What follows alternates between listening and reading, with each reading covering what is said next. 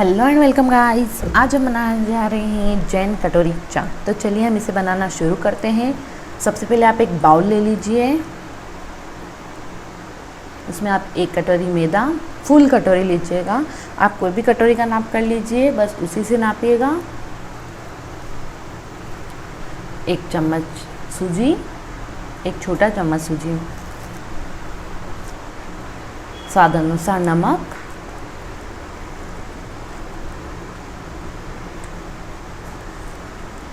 एक छोटा चम्मच तेल,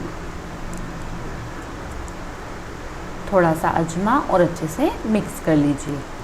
अजमे से इसका टेस्ट बहुत अच्छा आता है, इसलिए मैंने इसमें अजमा मिलाया है। अच्छे से मिक्स कर लीजिए।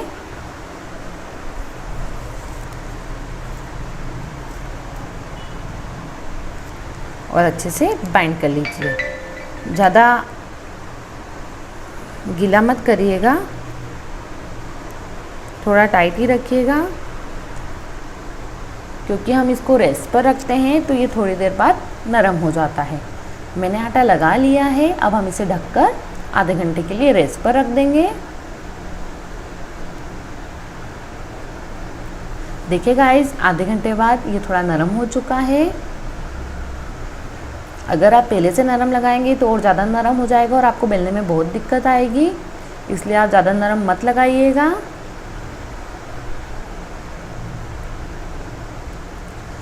अब हम एक तरफ तेल गरम रख देंगे।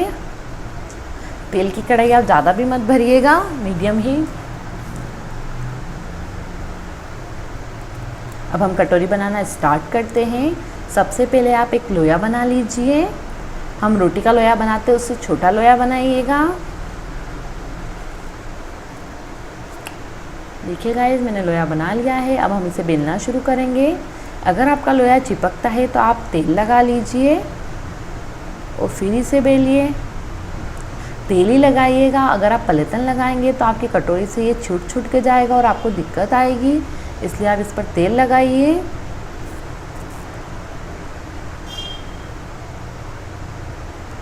देखिए गाइस, मैंने अच्छे से बेल लिया है। देखिए, मैं इसका आपको थिकनेस बता रही हूँ। अब हम एक कटोरी लेंगे, उसको ऑयल से ग्रीस कर लेंगे। बिल्कुल थोड़ा सा ऑयल लगा लीजिए इस पर, अच्छे से ग्रीस कर लीजिए।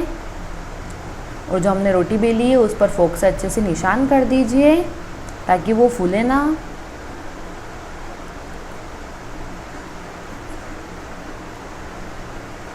जिस साइड हमने फोक का निशान करा है उस साइड को पलट कर हमें रखना है। अब हम इसे अच्छे से दबा दबा कर, बिल्कुल हल्के हाथ से दबा दबा कर सेट कर लेंगे कटोरी से। जहाँ से मोड़ना है आप वहाँ से मोड़ लीजिए और जो एक्स्ट्रा है उसको निकाल दीजिए। आप इसी तरीके से गिलास से भी बना सकते हैं।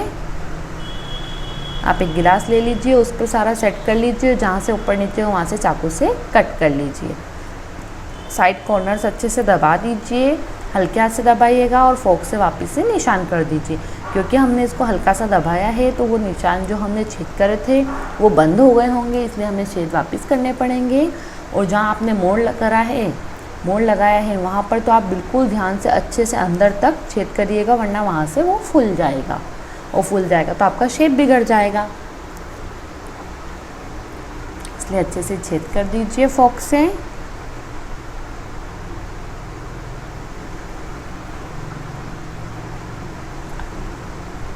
अब हम तेल चेक कर लेते हैं एक छोटी सी लोई डालकर।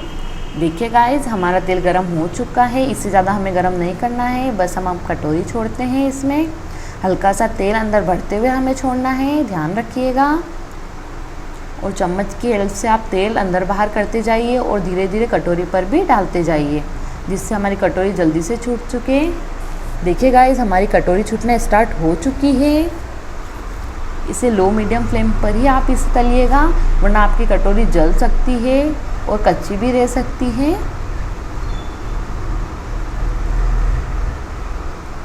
देखिए गाइस, हमारी कटोरी ऑलमोस्ट छूट चुकी है। अब हम इसे किसकी भी सहायता से निकाल लेंगे।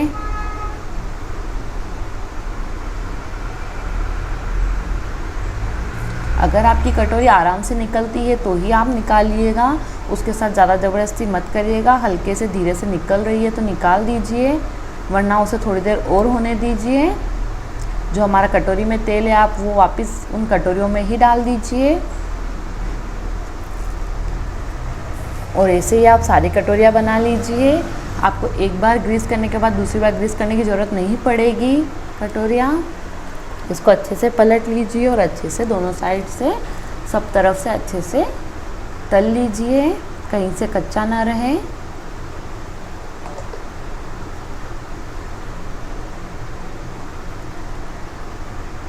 देखिए गाइस हमारी कटोरी हो चुकी है, इनका कलर बादामी बादामी हो चुका है। अब हम इसे निकाल देंगे।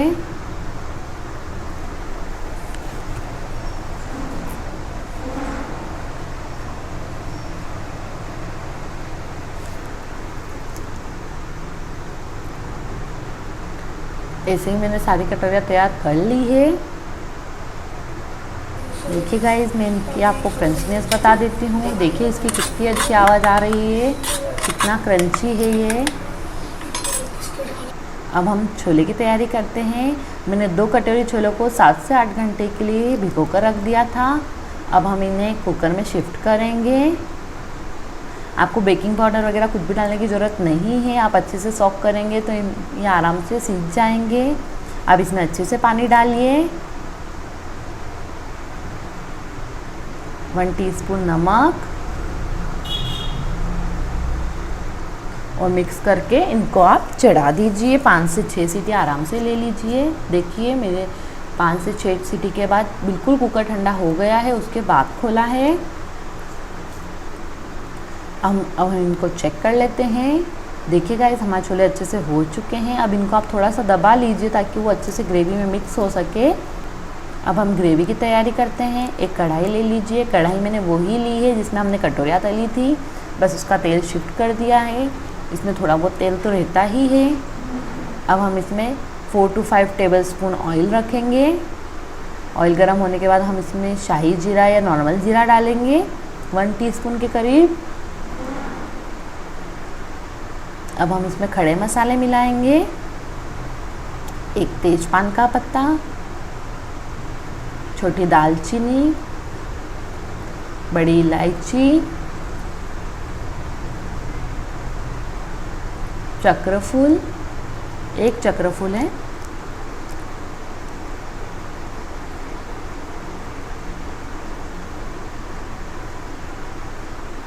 चार 5 लौंग और 4-5 काली मिर्ची। आप इस चीज़ का बिल्कुल ध्यान रखिएगा कि तेल आपका ज़्यादा गर्म ना हो, वरना इसको मिलाने में उसके पहले ही जीरा आपका जल जाएगा। इसलिए मीडियम बिल्कुल हो तभी आप इसको मिला लीजिए। अब मैंने 4 टोमेटो को अच्छे से चॉप कर लिया है। अब मैं इसको इसमें मिला रही हूँ। आप टोमेटो चॉप कर ही लीजिएगा। अगर आप उसको मिक्सर में पीस लेंगे तो उसकी इतनी अच्छी ग्रेवी नहीं बनेगी। छोलों में ये थोड़े से मुंह में आते हैं तो अच्छे लगते हैं। अब हम इसको तेल छूटने तक अच्छे से होने देंगे।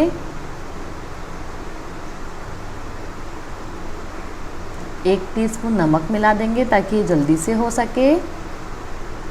आप इसको हाई या मीडियम फ्लेम पर अच्छे से रोस्ट होने दीजिए जब तक इसका तेल न छूट जाए। देखिए गाइस मेरे इसका तेल छूटना स्टार्ट हो गया है। अब मैं इसमें 2 चम्मच दही, ताज़ा दही ही लीजिएगा, ज़्यादा खट्टा मत लीजिएगा। एकदम ताज़ी मलाई 2 चम्मच।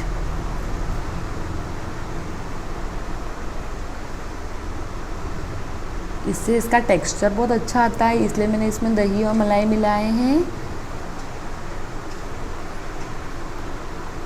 इसे अच्छे से मिक्स कर लीजिए। अब हम इसमें 1/4 कप मूंगफली के दाने मिलाएंगे।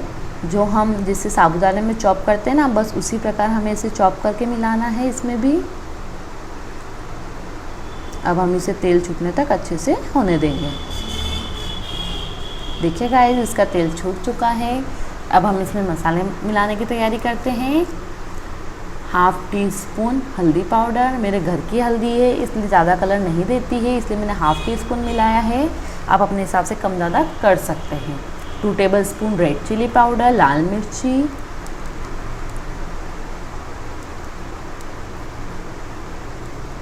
1 चम्मच धनिया पाउडर, थोड़ा सा गरम मसाला, 2 चम्मच छोले मसाले और इसे अच्छे से मीडियम फ्लेम पर रोस्ट होने दीजिए 2 मिनट के लिए। अच्छे से रोस्ट हो जाए उसके बाद हम इसमें पानी मिलाएंगे, इससे इसका टेस्ट अच्छा आता है, इसलिए थोड़ा सा इसको रोस्ट कर लेते हैं हम। अब हम इसमें पानी मिलाएंगे। अभी आप ज़्यादा पानी मत मिलाइएगा क्योंकि हमने एक तरफ छोलों को उबलने के लिए रखा है। नमक हमने ग्रेवी में भी डाल दिया था और छोलों में भी डाल दिया था, इसलिए हम अभी नमक नहीं मिलाएंगे। अब हम इसमें ग्रेवी मिला देते हैं। आप नमक चख लीजिए और फिर मिलाइएगा। अभी हम इसे अच्छे से मिक्स कर लेंगे। अगर आपको ये गरम मसाले अच्छे नहीं लगते हैं तो आप इनको इस टाइम निकाल सकते हैं, ये ऊपर आ जाते हैं। 1 चम्मच शक्कर मिलाई है मैंने अब इसमें और इसे अच्छे से उकलने दीजिए। उकाला आ गया है। अब इसमें चॉप करा हुआ धनिया मिलाएंगे और अब हम कटोरी चाट की तैयारी कर लेते हैं। आपको सब मैं इंग्रेडिएंट दिखा देती हूँ एक बार। चलिए अब हम इंग्रेडिएंट देख लेते हैं। कटोरी, छोले, दही, इमली की चटनी, दही, सेव और धनिए की चटनी, इन सब की रेसिपी मैं आपके साथ शेयर कर चुकी हूँ। इनकी लिंक मैंने डिस्क्रिप्शन बॉक्स में दी है, आप वहाँ जाकर देख लीजिए। अब हम कटोरी चाट बना रहे हैं। सबसे पहले मैंने कटोरी ली है, उसमें अच्छे से छोले जो हमने बनाए हैं उसको डाल दिया है। अब 2 से 3 चम्मच दही, 1 चम्मच इमली की चटनी,